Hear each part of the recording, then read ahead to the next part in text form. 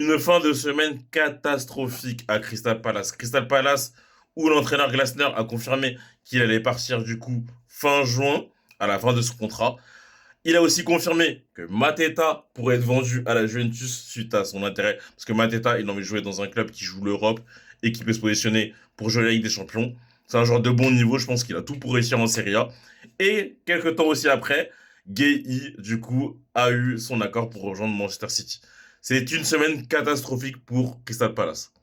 Crystal Palace qui avait dans son équipe Olysée, Eze, Gueye, Mateta, ils avaient des petits joueurs, hein. Mais tout ça c'est fini. Désolé les supporters de Crystal Palace, tout ça c'est du passé. Et pire encore, hein, parce qu'apparemment on ne peut pas faire encore pire.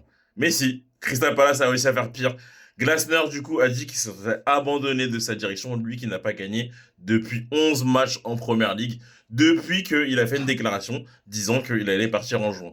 Son vestiaire s'est écroulé et Crystal Palace était sixième ou cinquième au classement, et depuis, c'est la chute libre. Peut-être qu'il a l'ambition de rejoindre un plus grand club, comme Manchester United, mais c'est pas en faisant ce genre de move que tu vas te faire de la bonne pub auprès des grands clubs. Mais en vrai, il peut pas faire de miracle, hein. Ça lui vend ses meilleurs joueurs depuis plusieurs saisons, et au bout d'un moment, il a sans doute raison, la direction l'abandonne.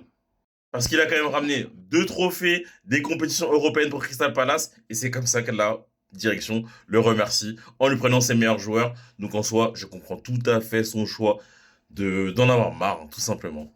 Est-ce que vous êtes d'accord avec ce que fait Glasner ou pas? Dites-moi ce que vous en pensez.